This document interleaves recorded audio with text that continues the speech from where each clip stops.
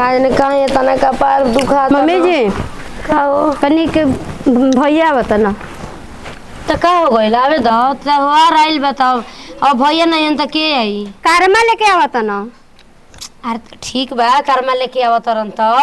उहे न कहतनी कि त्योहार आइल बताओ भैया नहीं त कहिया आइहन कनी जाई न खसी ले आई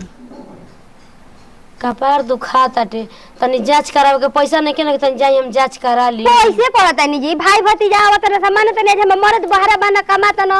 आ पैसा रवा के भेजत न तबे न आदमी कहत न। हम कहले बबुआ के मैं 25 तारीख ले मत बोली है तो अबे 25 तारीख का बताटे बताओ जाए निक न हो ना खा के जे त का कहे से जी तनी आदमी मीट मछली खा के जाना त कहे न कि हां फलनिया के ससुरा गइल नहीं त फलनिया के घरे आदर भइल ए तरह खीर पूरी तरकारी रसगुल्ला कुछ खिया दे आदर ना कैसे पक्की बनैले न हसन। अच्छा चलो 5 गो अंडा लिया दे भुजिया बना ना दिया अंडा अंडा ना बने खसी चाहिए भातार का माता तो तू कह के हमरा के ऊपर से तारा तुर के लिया वो आज रोज हम भैया बापा होता छवनी छावे जा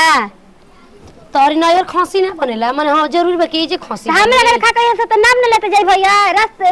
भर गई कि किरनी का ससुरा खसी ठीक कहता हमर लइका की माई हमर मजबूरी तनको बुझत नहीं खे पैसा कर से अलग से मांगले रहलु है ना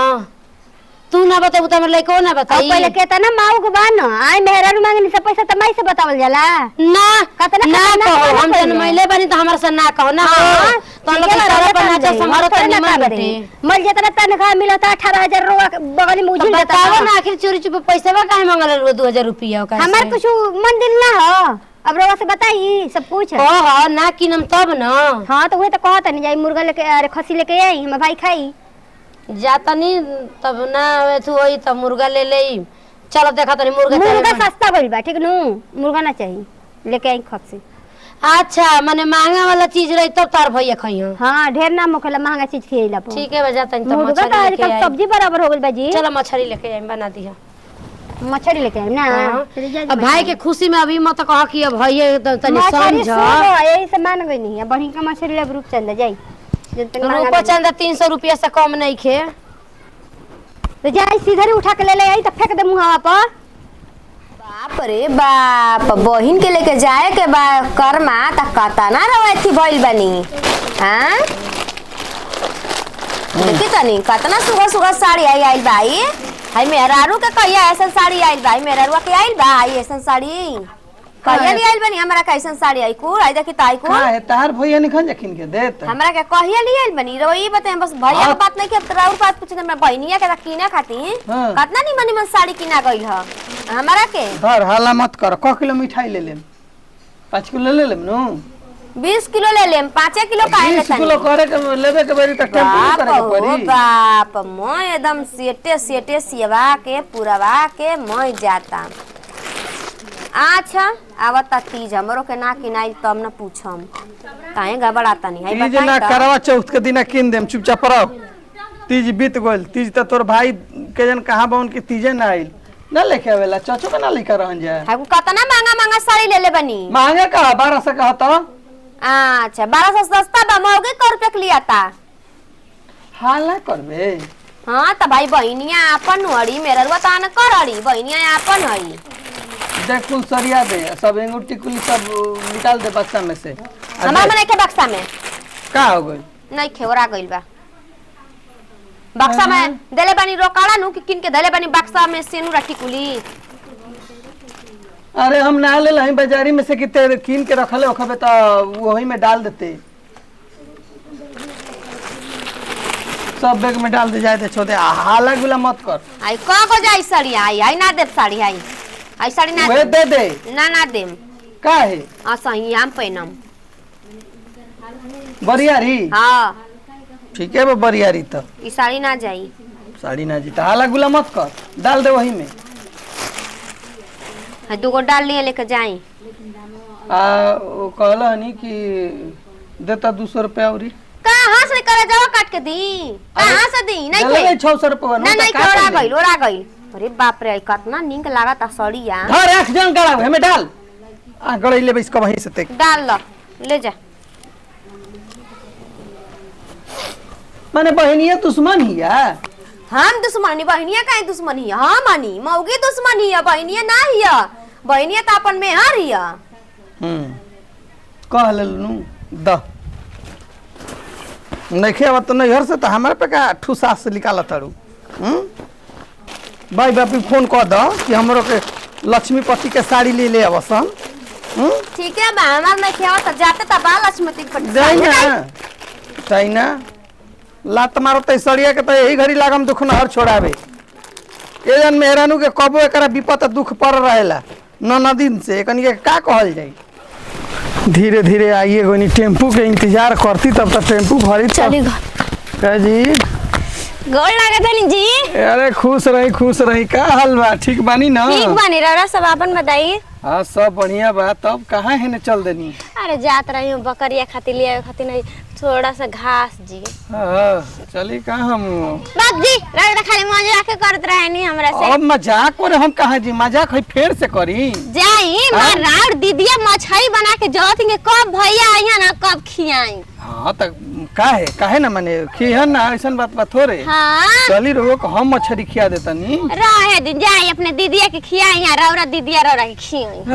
हाँ काहे रवा खाइम तो हरज हो जाई। आ छोटकी रौर बहिनी है काहे नहीं नी है। अब देखी है तो गलती काहे कुआरे में मजा मारता नी का नहीं हरे में काहे रवा नहीं मजा मारा देखी हमने के ई सब आदत नहीं खे। आदत नहीं के आदत ना होला आदत बना ली हल जाला बात बुझाता नु खाओ तनी चली का हम नहीं जी कहां गइला चली जाई नहीं कहम तो ई कुल मौका थोड़ा हमन के छोड़ला है कुछ कहइला के बाद है जो बुझाला के समुद्र में नहाता नहीं हे गली में लड़की हो गली में लड़की हेने लड़की आंगा लड़की पीछा लड़की ये तो एगो हमर बहिनी के गांव बाकी खालते आज भैया हमरा हाथ के मछली खइहन त खाते रह जन कहिहन कि हां किरनी लूर सहूर सीख गइल बिया हमर भाई है त ना हमरा के माने ला जाने ला। हाँ, काहे ना जी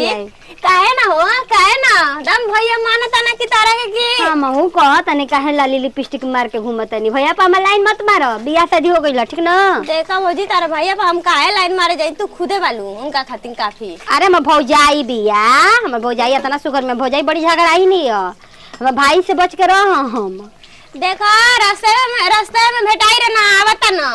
जल्दी छान के रख अभी ना हां अजी तोरो बैठल बानी बिटुया जाई तनी पानी उनी पियाई आ नमकीन या बिस्कुट वाली आइल बालू घर में मम्मी रखले है गोरेली में छोड़ा ना भैया के आज पानी पिया दिया मछरिए का ले जाई रोवे ले जाई पिया दे काम ले जी त हमरा कहे के तू काहे के ले लो तनी अच्छा देखी जी अच्छा देखी तनी रुक देखा तनी अच्छा देखी तनी एक के में बैठा देलू का देनु। हां झट से का हो जाओ मानो तनी कि आइल बाटे तो खाई ना भैया हमार तेल डाल के गरम करी त एक बेर मछली डाली। देखा एक बार मुड़ा डाली है एक बार पोछ ऐसे जल डालबू ना तो जल्दी हो जाई। आई लगा दिन का भौजी हां लगाई ये करा के पहले ओकरा के धीक जा बढ़ जाए दा। अरे बड़ी धुआं लागता जी आ ऐसे कत नहीं आंगा आदमी कहला चूल्हा पके चटकार लागेला लेकिन चटकार बनियो जात ना आदमी बनावे में हमहू मार जिथियारनी के भैया के चूल्हे पके बना के खियाई। हां तो चटकार बनाई खातिर ना बनैलू ह चूल्हा पे तो गैस पे कहातर ला बना होता तो हूं नहीं बनैलू ह। अरे के बा अरे भैया आ गइल का हो गोयती भैया खुश रह और बताओ भौजी ठीक है ना। समाचार सट जाई अपने बहन में सट जलन का होता जी हमार भाई सोचे तो काहे जलन होके जा भौजी यार तू ही सट जा का दिक्कत अभी देखा तो मछली लाल कर दी। अरे ना ठीक बा ठीक बा ना अभी यही कुल पूजा पाठ के सामान ले बानी का हटे सड़ी उड़िया हाँ। हां तो तनी हटा दो ओकरा खताबा गरम खाया बच्ची जी हल्ले के जाई तनी भैया से बतिया दी हमरा के ऐसन बात नहीं दी हमले जी बतियाई खूब सट के बतियाई तब कहां तर सास लोकतरी हमार सास नहीं कितनी खाना भैया खा तनी देखो निमक जलाता कि नहीं तनी खा चिखा ना बे अब की खाई जाए अपन राजमा कौन पानी पियती त मछरी तू गजब के एती बोले एगो नया नियम निकाल दो मछली पानी पियो है ना हां मीठा पानी सब कोई पिएला तू मछली पानी पियो। अच्छा ठीक है तनी देखा निमक मक जलाता कहला नहीं कि अब बूढ़ाऊ उमा कहां बानी ना लोग रहनु जो अरे मोल खेती गृहस्थी के टाइम बाटे घरे बूढ़ो खेते पर लौकी हन कहीं ना लौकी हन। और समाचार ठीक बना एगो चितन हम भैया के लोटा में पानी लिया के दे दीजिए। अच्छा हम पी लेते हैं नीमक जाना तो भैया अरे निमक है ना था अच्छा टकार बाटे अरे कोहे का नहीं थे। मसाला सीली पपीसनी हमरा घर का नहीं के मिक्सर बाटे गैस बा सब कुछ बा लेकिन हम कहनी ना हम अपन भैया के जे बना के खियाई अरे वैसे आदमी लीजिए ली पानी पी ली है ना पी ली चुटी काटा तो निकाल जे भैया के हां काट भी कोई नहीं कहा करी छोटी काट पानी चुटी मत काटो ठीक बा बनावा है ना हां जा तेरी बुढ़िया के गोड़ हाथ लागल जा पहले नियन थोड़े नहीं कि कटिया पे बैठा रहता नहीं या कहत रही भौजी हमरा के दे भैया पानी द अब हमहू कम करता हो गइल मानी ससुर में के लोग सब सीख गइल बानी की नमस्कार प्रणाम हम मानी किरण सिंह हमनी के अपन टीम में हमनी के पारिवारिक वीडियो अच्छा लगे तो दिल से लाइक शेयर कमेंट करत रह जाइए सबके साथ दी विदाई अगले वीडियो में फिर मिलिए बाय बाय।